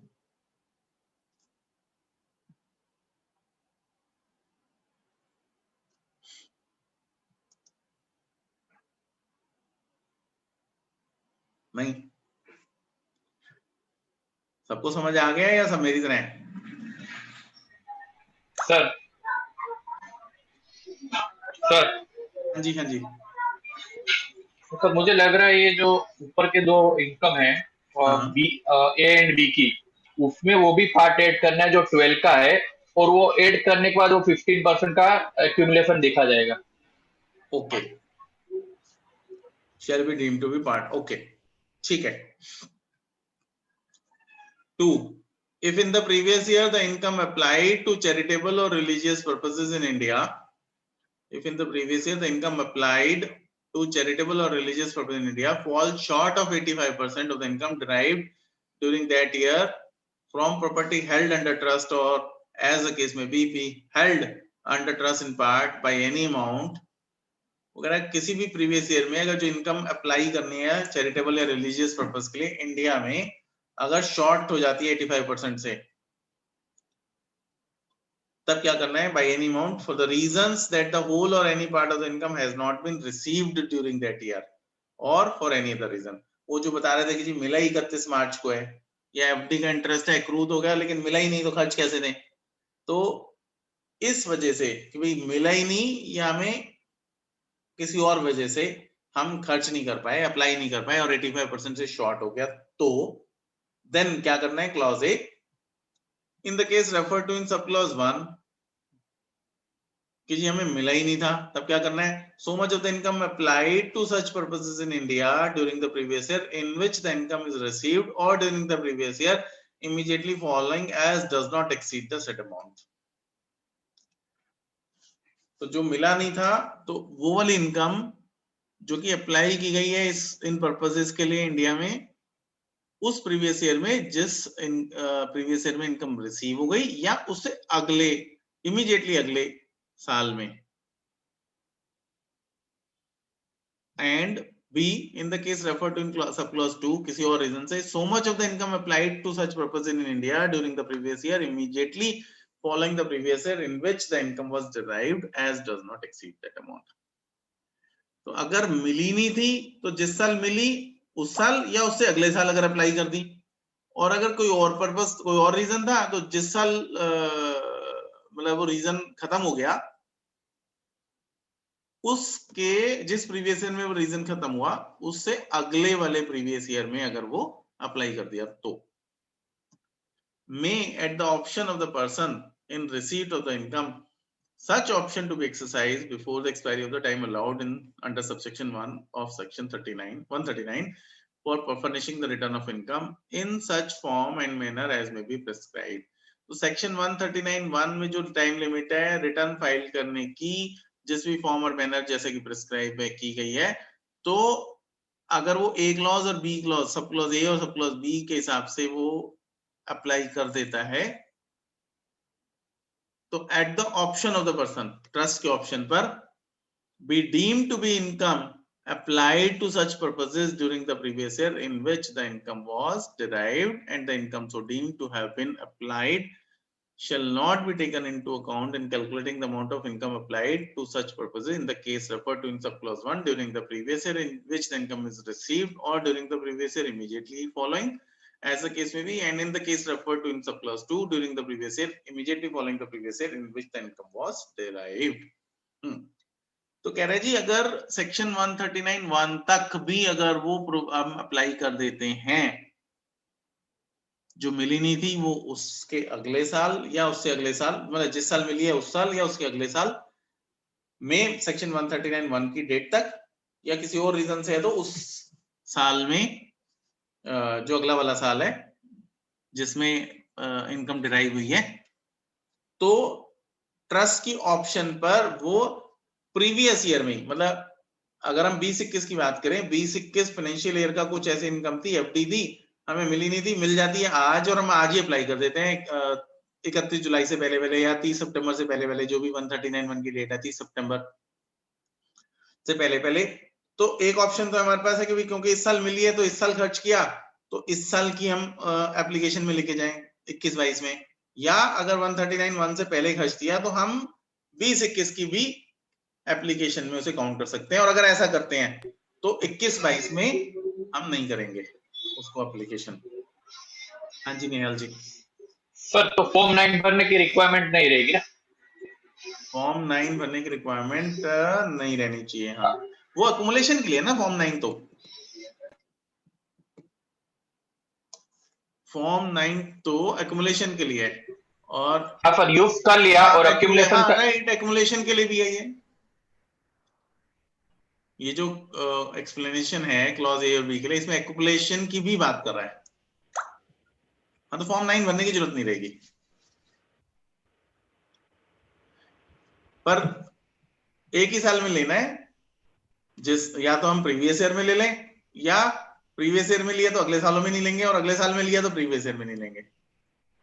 मतलब ये सीधी सी बात है, इस साल प्रीवियस ईयर में अगर हमारा 85% अदरवाइज भी पूरा हो रहा है तो नेचुरली अगले साल में लेंगे, क्योंकि अगले साल का तो पता नहीं, फ्यूचर इज अनसर्टेन। और अगर इस साल 85% पूरा नहीं हो रहा तो भैया उसको इस साल ले लो, अगले साल भी नहीं लेंगे, अगले साल का अगले साल में देखेंगे। ठीक है रोहित, कुछ कह रहे थे? हाँ सर, एक बार समराइज करेंगे एक बार। ओके, 85% और ये 15%। सपोज हमारी ट्रस्ट की इनकम आई 1 करोड़ रुपए, ठीक है। अब नेचुरली इनकम तो हम एक्रूअल सिस्टम पे लेके आ रहे हैं। इस 1 करोड़ में से मान लो 25 लाख रुपए ऐसा था कि हमने एफडी करा रखी थी, सपोज फॉर एग्जांपल। उस एफडी का एक्रूड इंटरेस्ट है जो कि हमें मिलेगा बाद में जब एफडी मैच्योर करेंगे, पर इनकम तो इस साल की हो गई 1 करोड़, 25 लाख उसमें से मिला के 1 करोड़ हो गई। तो एक्चुअली मेरे पैसे मिले 75, हमारे पास खर्चने के लिए तो इनकम है 75 लाख रुपए, वॉलंटरी कंट्रीब्यूशन कॉर्पस फंड को छोड़ के 75, लेकिन हमें खर्चने क्योंकि टोटल इनकम हो गई हमारे पास 1 करोड़ रुपए। अब सारा उसको एग्जाम्प्ट टैक्सेबल से एग्जाम्पशन लेने के लिए हमें 85% अप्लाई करना है ही 75 लाख रुपए, अप्लाई कैसे करें 85? तो जब ऐसी सिचुएशन है कि सब क्लॉज 1 पहला कहता है जी हमारे को मिले ही नहीं पैसे, एक्रू हो गए लेकिन मिले नहीं, इस वजह से हम खर्च नहीं कर पाए, तो उस सिचुएशन में हम जो इनकम अप्लाई करेंगे, जो जिस साल वो इनकम रिसीव होगी, सपोज 20-21 में तो मिली नहीं, 21-22 में वो एफडी मैच्योर हुई, तो 21-22 में 25 लाख रुपए आ गए हमारे पास। तो 20-21 में तो हमारे पास थे ही नहीं, इसलिए हम खर्च नहीं कर पाए थे। 75 हमारे पास थे, हमने 75 ही खर्च कर लिए थे, करने थे 85, 10 लाख का शॉर्टफॉल था ना। तो 10 लाख का शॉर्टफॉल हम अगर रिसीव हुए 25 लाख 21-22 में, तो 21-22 में अप्लाई कर लेते हैं, तो हम उसको मान लेंगे कि 20-21 में ही हमने अप्लाई किए, राइट। लेकिन उस केस में वो 10 लाख रुपए जो है 21-22 की एप्लीकेशन में नहीं जोड़ेंगे, क्योंकि हमने ऑलरेडी उसे प्रीपोन कर दिया एप्लीकेशन। और अगर ऐसा मान लो 21-22 में भी नहीं अप्लाई कर पाए, तो उसके अगले साल भी कर सकते हैं, क्योंकि सब क्लॉज 1 में 2 साल कह रहा है, जिस साल में मिले उस साल या उससे अगले साल। तो 21-22 में नहीं मिले, लेकिन हमने 22-23 में जाके खर्च किए, तब भी हम उसको 20-21 में ले सकते थे। लेकिन हमें पता ही नहीं कि हमने 22-23 में जाके खर्च किए कि नहीं किए। पर हम उस केस में वो फॉर्म 9A भर सकते हैं, एक्युमुलेट होगा ये इस रीजन से, तो हमें वो मान लिया जाएगा। फिर उस सिचुएशन में जो 10 लाख रुपए हमने फॉर्म एक्युमुलेट कर लिया, तो 22-23 में जब हम जाके खर्चेंगे तो उस साल की एप्लीकेशन में नहीं लेंगे, 21 में ले लेंगे। फॉर्म 9A में भरना पड़ेगा सर? हाँ, भरना ही पड़ेगा ना, है ना? हाँ, वो इंटीमेट, वो अभी आया नहीं है पॉइंट, लेकिन हमने सेमिनार से बताया कि वो कोई फॉर्म भरना है, इंटीमेट करना है कमिश्नर को। नहीं तो कमिश्नर को कैसे पता चलेगा भी तुमने जो फ्यूचर, क्योंकि आपको पैसा मिला नहीं इसलिए आप अप्लाई नहीं कर पाए, शॉर्टफॉल जो अप्लाई करने के लिए भी आपको पैसा नहीं मिला इसलिए नहीं कर पाए, तो और अगले साल में करेंगे जब मिलेगा, उसे कैसे पता चलेगा? तो कोई इंटीमेशन देनी पड़ेगी ना, वो फॉर्म 9A है। तो ये हम अपनी पुरानी वेबिनार की अंडरस्टैंडिंग से बात करें, अभी आया नहीं है यहाँ पे। तो इस साल हम उसकी एप्लीकेशन मान लेंगे, लेकिन जिस साल एक्चुअल खर्च करेंगे तब हम उसको एप्लीकेशन नहीं मानेंगे। अभी आगे कहीं ये भी आना चाहिए कि फिर मान लो हमने अभी तो एप्लीकेशन मान ली कि हम 22-23 में खर्च लेंगे जी, या 21-22 में खर्च लेंगे जी, पर तब भी नहीं करना, 21-22 में खर्चा ना 22-23 में खर्चा, फिर क्या होगा? तो वो कहीं आता होगा बाद में। और जो किसी और रीजन से पैसे मिले तो थे, मिल तो गए थे, पर हमने खर्चे नहीं, तो कोई शॉर्टफॉल है। जैसे वो एग्जांपल दिया था सेमिनार में, वेबिनार में उन्होंने, कि जी हमारे को प्रॉपर्टी खरीदनी है, प्रॉपर्टी 5 करोड़ की है, हमारे पास पैसे सारे 1 करोड़ रुपए हैं अभी, और जरूरी थोड़ी है अगले साल डोनेशन मिलेगी। तो हम आज बयाना तो दे नहीं सकते कि जी 5 करोड़ की हम प्रॉपर्टी खरीदेंगे जी, 1 करोड़ है, हम 1 करोड़ के बेस पे बयाना दे दिया जी प्रॉपर्टी खरीद लेंगे, अप्लाई हो गई। तो ऐसा एक रीजन हो गया कि हमारे पास पैसे हैं, लेकिन हमारे को जो हमारा ऑब्जेक्ट है उसको पूरा करने के लिए हमें एक प्रॉपर्टी की जरूरत है, और हम प्रॉपर्टी खरीदने का मन बना लिया, हमने अपने मिनट्स में ये रिकॉर्ड कर दिया, 9A भर दिया कि इस रीजन की वजह से हम अप्लाई नहीं कर पाए, तो हमारा वो एप्लीकेशन मान लिया जाएगा 85 लाख 1 करोड़ में से। भले ही हमारे पास पैसे थे, लेकिन वो पैसे 11.5 में इन्वेस्ट होने चाहिए, नहीं, वो कॉर्पस फंड के लिए कंडीशन 11.5 की शायद। तो अब जब वो प्रॉपर्टी हम खरीदेंगे उस साल हम एप्लीकेशन नहीं मानेंगे, और इसके लिए जो रीजन जिस दिन खत्म होगा, अब ये रीजन है हमारे पास पैसे ही नहीं है सफिशिएंट कि हम वो प्रॉपर्टी खरीद लें, तो जिस साल वो 2 साल बाद 3 साल बाद जिस साल भी वो रीजन खत्म होगा, सफिशिएंट पैसे एक्युमुलेट हो गए, पहले साल 1 करोड़ आए, दूसरे साल भी 1 करोड़ आए, तीसरे साल भी 1 करोड़ आए, चौथे साल जाके 2 करोड़ आ गए, चौथे साल में जाके हमारे पास टोटल 5 करोड़ आ गए। अब हम वो खरीद सकते हैं, इतने 3-4 सालों तक हम उसे एक्युमुलेट करके चल रहे हैं।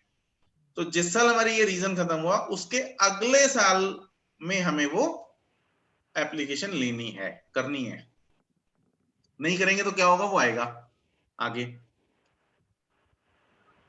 और पहला साल 20-21, दूसरा साल 1 करोड़ पे 22-23, 21-22, तीसरा साल 22-23, तीनों सालों में हमें 1-1 करोड़ पे रिसीव हुए, हमने एक्युमुलेट कर दिया, फॉर्म 9A भर दिया, और वो एप्लीकेशन मान ली जाएगी। तो चौथे साल में जब हमारे पास 2 करोड़ पे और आ जाएंगे, या तो हम चौथे साल में ही अप्लाई कर सकते हैं, अगर टाइमली आ गए तो आए मान लो मार्च में जाके, तो हम अप्लाई नहीं कर पाए, तो उसके लिए अगला साल दे रखा उन्होंने, 5वां साल, तब हमने अप्लाई करने हैं, तब तक वो एक्युमुलेशन फॉर्म है। 5 साल से आगे तो नहीं जा सकते? हाँ, उससे आगे नहीं जा सकते ना, क्योंकि एनी अदर रीजन के लिए following the previous year in which the income was derived does not exceed that set amount. तो वो रीजन, जिस रीजन की वजह से हम एक्युमुलेट कर रहे हैं, खर्च नहीं कर पा रहे, अप्लाई नहीं कर पा रहे, वो रीजन अगर हमारा जिस साल 5वें साल चौथे साल में जाके रीजन खत्म हो गया, अब हम कर सकते हैं, तब भी हमने 5वें साल तक नहीं किया, तो वो हमारा यहाँ पर क्लॉज बी से आउट हो गया। और जो पहला साल, दूसरा साल, तीसरा साल और चौथे साल में भी हमें जो हम फॉर्म 9A भर के एक्युमुलेशन की वजह से एप्लीकेशन ले रहे हैं, उसका क्या होगा, होपफुली वही होगा कि उसको उस साल की इनकम में टैक्सेबल लग जाएगा, पर वो आगे आएगा, अभी तो सिर्फ हम अपनी जनरल नॉलेज की बात कर रहे हैं। ठीक है, कुछ और doubt?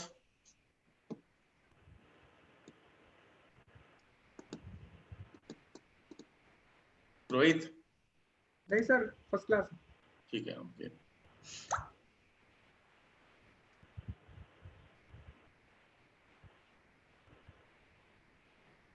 Explanation 2.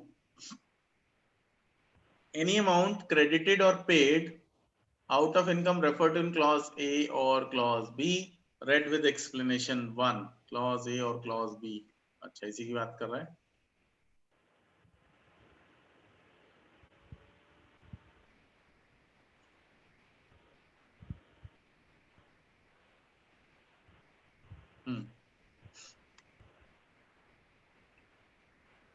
To any other trust, any amount credited or paid out of income referred in clause A or B, read with explanation 1, to any other trust or institution registered under section 12AA, being contribution with a specific direction that they shall fall form part of the corpus of the trust or institution, shall not be treated as application of income for charitable or religious purposes. ये उन्होंने बड़े अच्छे से बताया था कि क्योंकि हमारे पास शॉर्टफॉल है और हम अभी अक्यूमुलेट कर रहे हैं और हमने अभी उसको अप्लाई कर रहे हैं, इन दोनों क्लॉज में जो भी एप्लीकेशन है, वो एप्लीकेशन के लिए हम किसी और ट्रस्ट को अगर हम डोनेट कर देते हैं, कंट्रीब्यूट कर देते हैं और इस डायरेक्शन से कंट्रीब्यूट करते हैं कि भाई ये जो है आपका कॉर्पस फंड हो जाएगा दूसरे ट्रस्ट का, तब ये हमारी एप्लीकेशन नहीं मानी जाएगी. पहले वो ऐसा करते थे और चल जाता था, तो वो सर्कुलर ट्रेडिंग टाइप चीज हो जाती थी कि ट्रस्ट ए ने अपना जो कंट्रीब्यूट करना था, अप्लाई करना था, उसने अप्लाई करने के लिए दूसरे ट्रस्ट को डोनेट कर दिया और कॉर्पस फंड में डायरेक्शन दे दी. तो कॉर्पस फंड में डायरेक्शन दे दी तो कॉर्पस फंड तो 100% टोटल इनकम से बाहर हो गया, उसको अप्लाई करने की जरूरत नहीं रही. तो मेरे को एप्लीकेशन करनी थी, मैंने अपनी एप्लीकेशन दूसरे को कॉर्पस फंड दे दी और उसने फिर उसके लिए एग्जेम्प्ट हो गई. तो अल्टीमेटली ना मैंने खर्चा किया ना दूसरे ट्रस्ट ने खर्चा किया.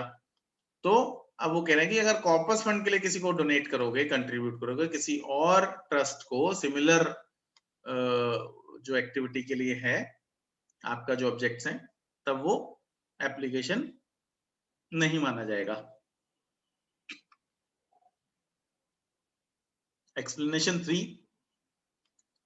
For the purposes of determining the amount of application under clause A or clause B, the provisions of subclause 1A of clause A of section 40 and subsection 3 and 3A of section 40A shall mutatis mutandis apply as they apply in computing the income chargeable under the head profit and gains of business or profession.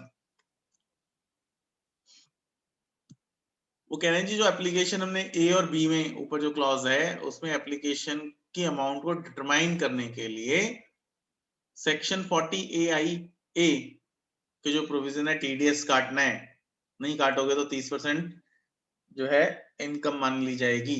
तो वो मुटेटिस मुटेंडिस यहाँ भी apply होंगे, मतलब TDS नहीं काटेंगे तो दिक्कत आएगी. और section 40A related party transaction है ना, 40A रिलेटेड पार्टी ट्रांजेक्शन ना, हाँ तो बोल दो यार. हाँ सर हाँ. तो अगर वो अनरीजनेबल दिए हैं तो वो भी यहाँ मुटेटिस मुटेंडिस दोनों अप्लाई करेंगे, दोनों क्लॉज, दोनों सेक्शन. सबसेक्शन 1A, अभी तक हम 1 में चल रहे थे. थक गया भाई वैसे मैं बोलते बोलते. चलो. For the purposes of subsection 1A, where a capital asset being property held under trust wholly for charitable or religious purposes is transferred and the whole or any amount, any part of the net contribution is utilized for acquiring another capital asset to be so held, then the capital gain arising from the transfer shall be deemed to have been applied to charitable or religious purposes to the extent specified hereunder, namely. अगर कोई capital asset है जो कि property रखी हुई थी trust के पास, चैरिटेबल और रिलीजियस पर्पसेस के लिए थे, Holi for charitable or religious purposes के लिए, वो बेच दी जाती है, ट्रांसफर कर दी जाती है और उसका पूरा या कुछ कोई भी पार्ट जो नेट कंसिडरेशन मिला जो बेचने पर, वो यूटिलाइज कर दिया कोई और कैपिटल असेट खरीदने के लिए. तो जो कैपिटल गेन हुआ था बेचने पर वो मान लिया जाएगा कि चैरिटेबल या रिलीजियस पर्पसेस के लिए अप्लाई हो गया, लेकिन कितना वो ये है सब क्लॉज 1 और 2 में. where whole of the net consideration is utilized in acquiring the new capital asset, या न्यू कैपिटल एसेट की बात कर रहा है, न्यू प्रॉपर्टी की बात नहीं कर रहा है, ये ध्यान देना है. The whole of such capital gain, जो तो जितना भी कंसिडरेशन था सारा का सारा नई एसेट्स को, कैपिटल एसेट को एक्वायर करने के लिए लगा दिया तो सारा, और where only a part of the net consideration is utilized for acquiring the new capital asset, so much of such capital gain as is equivalent to the amount, if any, by which the amount so utilized exceed the cost of the transferred asset. तो capital gain का उतना proportion जितना proportion net consideration का नई capital asset में utilise किया, जैसे कि हम कैपिटल गेन में करते हैं, ठीक है, तो उतना वो मान लिया जाएगा एप्लीकेशन हो गई, और रेस्ट अगर नहीं किया तो वो टैक्सेबल। हाँ जी नेहल। तो सर प्रॉपर्टी की जगह समझ लीजिए कोई मशीनरी लिया तो भी चल सकता है, बराबर ना? कैपिटल एसेट लेना है, प्रॉपर्टी की जगह, मतलब प्रॉपर्टी की जगह इसने प्रॉपर्टी नहीं लिखा कि प्रॉपर्टी लेनी है, कैपिटल एसेट लेना है, which can be a property also. Okay sir. Clause B, where a capital asset being property held under trust in part only for such purposes,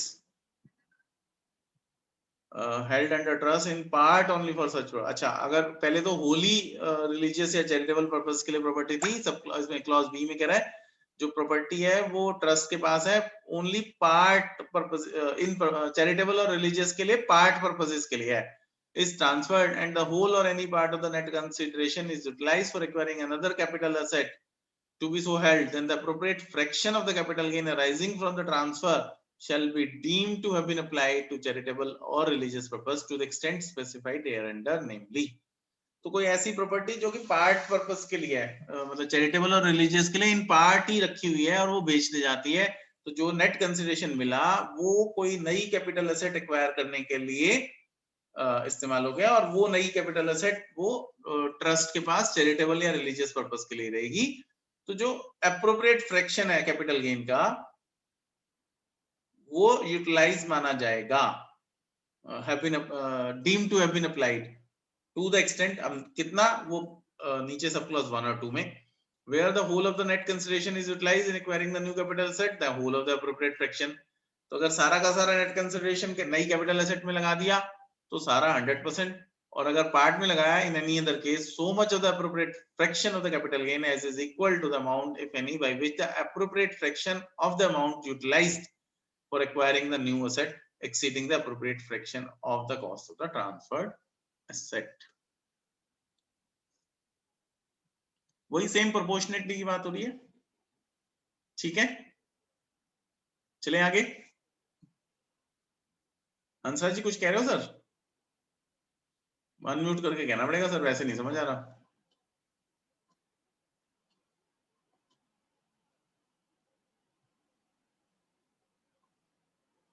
sir आगे चलें, इशारा ही कर दो सर, अभी आवाज तो पता नहीं चल रही, ठीक है, okay. Explanation: in this subsection, appropriate fraction means the fraction which represents the extent to which the income derived from the capital asset transferred was immediately before such transfer applicable to charitable or religious purpose। जिस दिन वो transfer हो रही है capital asset, उस दिन का उतना पोर्शन जितना कि वो चैरिटेबल या रिलीजियस पर्पसेस के लिए अवेलेबल था, एप्लीकेबल था। Cost of the transfer asset means the aggregate of the cost of acquisition as ascertained for the purposes of section 48 and 49 of the capital asset, which is the subject of the transfer, and the cost of any improvement thereof, thereto within the meaning assigned to that expression in subclause B of clause 1 of section 55। तो जो cost है transfer set की वो हम वैसे निकालेंगे जैसे capital gain के लिए कॉस्ट निकालते हैं 48 49 में, और इंप्रूवमेंट जैसे सेक्शन 55 में निकालते हैं। Net consideration means the full value of consideration received or accruing as a result of the transfer of the capital asset as reduced by any expenditure incurred wholly and exclusively in connection with such transfer। Gross receipts minus कोई expenditure है तो वो घटाने का net consideration। Subsection 1B, where any income in respect of which an option is exercised under clause 2 of the explanation to subsection 1 is not applied to charitable or religious purposes in India during the period referred to in subclause A, or as the case may be subclause B of the said subclause, then such income shall be deemed to be an income of the person in receipt thereof। वही वाली बात आ गई कि वो जो उसमें था ना, जिस साल जिस प्रीवियस ईयर में रिसीव हुई है, अगर पैसा रिसीव नहीं हुआ था तो उस प्रीवियस ईयर या उससे अगला, और कोई और रीजन है तो जिसमें वो रीजन खत्म हुआ उससे अगला, तो अगर वो यूज नहीं की,